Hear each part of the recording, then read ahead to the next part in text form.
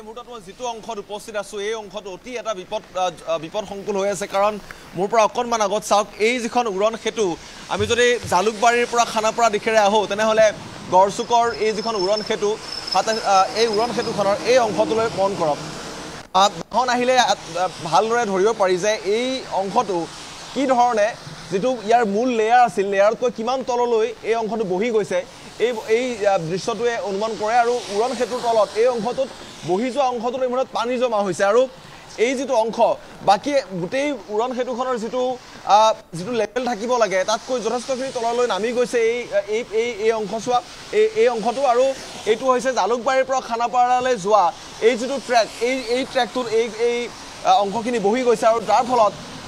দুৰ্ঘটনাৰ আশংকা কৰা হৈছে যিকোনো মুহূৰ্তত অঘটন ঘটাৰ আশংকা কৰা হৈছে আৰু এইটো স্থানতে প্ৰায় 10টাতকৈও অধিক দুৰ্ঘটনা সংঘটিত হৈছে এই বিগত দিনছোৱাত মাত্ৰ 6 মাহ পূৰ্বে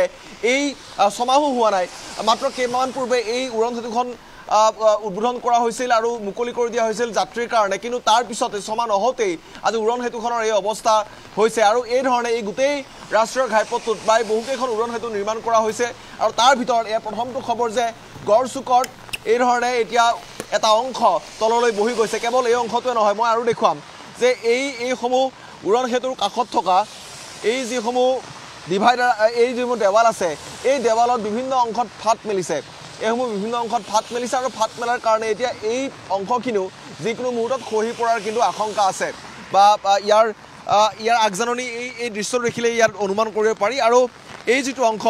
বাহন এখন আহিলে দেখিব যে ইয়াত বাহনখন যেটো জাম্প কৰে আৰু তাৰ পিছত ইয়াত যথেষ্ট গতিবেগত থাকে বাহনসমূহ কাৰণ এটা যেটো এতিয়া এটা ফ্ৰী এটা জোন হৈ গৈছে গতিকে বহু গতিবেগত থাকে আৰু এই অংশ পোৱাৰ লগে লগে বাহনখনে দেখিছে এই ধৰণে বাহনখনে জাম্প কৰে আৰু এই অংশটো যথেষ্ট পৰিমাণে বহি গৈছে ইয়াৰ ইতিমধ্যে আমি কৈছোঁ যে প্ৰায় 300 কোটি টকা ইয়াত খৰচ কৰা হৈছিল আৰু হালিৱাল বিলটেক লিমিটেড নামৰ এটা কোম্পানীক এই কামটো দিয়া হৈছিল তেওঁলোকে এই কামটো কৰিছিল কিন্তু এই কথাখিনি এতিয়া দৃষ্টিগোচৰ হৈছে নে নাই বিভাগীয় কৰ্তৃপক্ষ বা ৰাষ্ট্ৰীয় ঘাইপথ প্ৰাধিকৰণৰ দৃষ্টিগোচৰ হৈছে নাই সেয়া আমি নাজানো কিন্তু আমি দৃষ্টিগোচৰ কৰাৰ চেষ্টা কৰিম কাৰণ অঘটন ঘটাৰ পূৰ্বে ব্যৱস্থা গ্ৰহণ কৰিলে ভাল কাৰণ যিকোনো মুহূৰ্তত আশংকা কৰিছে ইয়াৰ লোকসকলেও আৰু যাত্ৰীসকলেও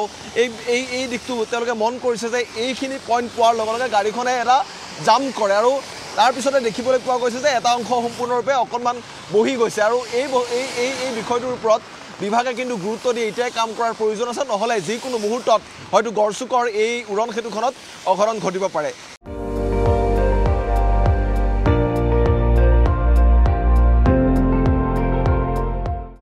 আপুনি চাই আছে ND24